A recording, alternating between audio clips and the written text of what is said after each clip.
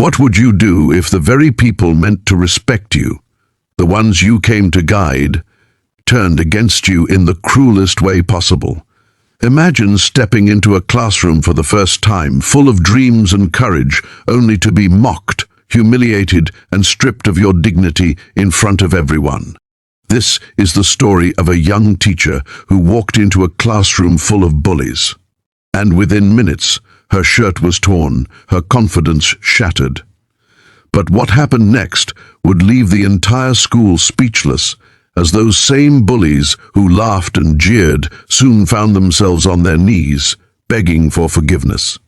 Miss Claire had always dreamed of being a teacher. She wasn't much older than some of her students, only in her mid-20s, but she carried with her a burning passion to change lives. Fresh out of university, she was assigned to Crestwood High, a school known for its rowdy, rebellious students. The morning she arrived, the hallway buzzed with whispers. "She's the new one. Looks too soft for this place. She won't last a week." Claire smiled nervously, clutching her roll call sheet as she stepped into her first classroom.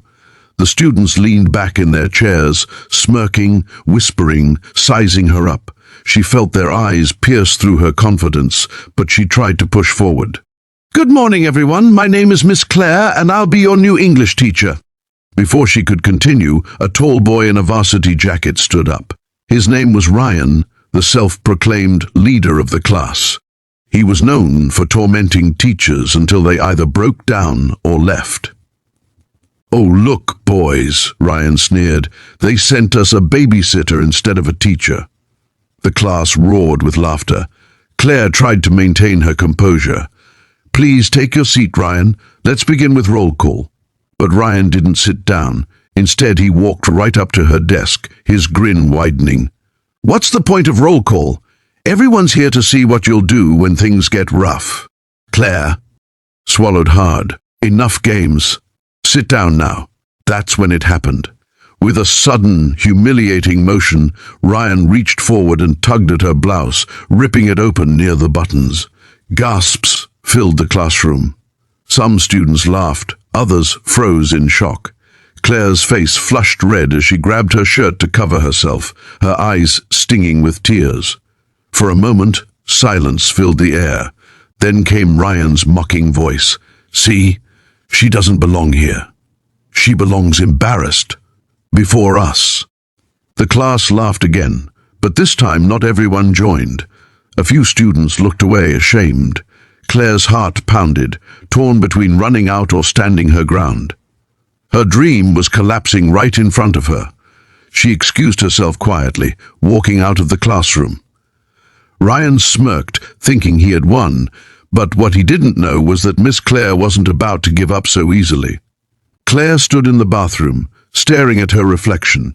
Her blouse was ripped, her pride wounded. Every voice in her head screamed, "Leave! Quit! You don't belong here!"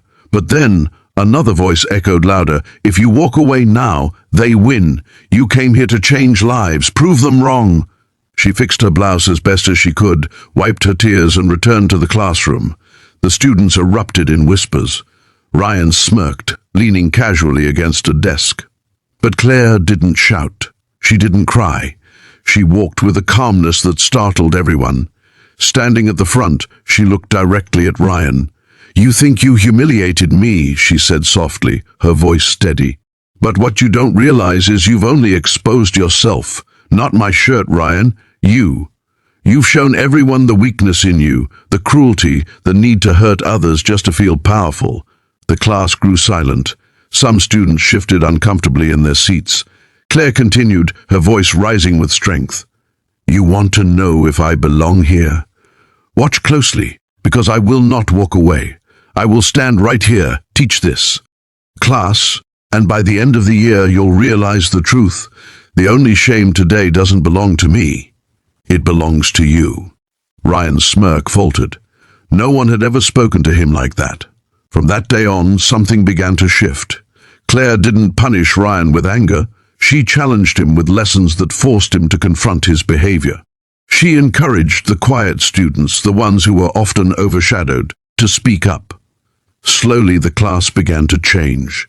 Weeks later, Ryan found himself cornered, not by Claire, but by his own conscience. His friends started turning against his bullying ways, inspired by the teacher's resilience.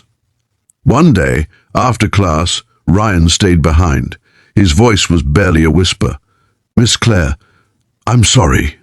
Tears welled in her eyes, but she kept her composure. "Apologies are a start, Ryan, but real change comes from actions. Show me, not with words, but with respect." And he did. Slowly, Ryan transformed from the biggest bully into someone others looked up to, not because of fear, but because he finally learned what respect and courage meant. By the end of the year, the same students who once laughed at Claire's humiliation were standing and applauding her resilience. The bullies who tore her shirt were now the ones asking for forgiveness, not because they were forced, but because they finally understood the power of respect, courage, and forgiveness. And for Miss Claire, she didn't just survive that classroom, she changed it forever. Because sometimes the greatest lessons aren't taught from textbooks, they're taught from strength, dignity, and the refusal to give up.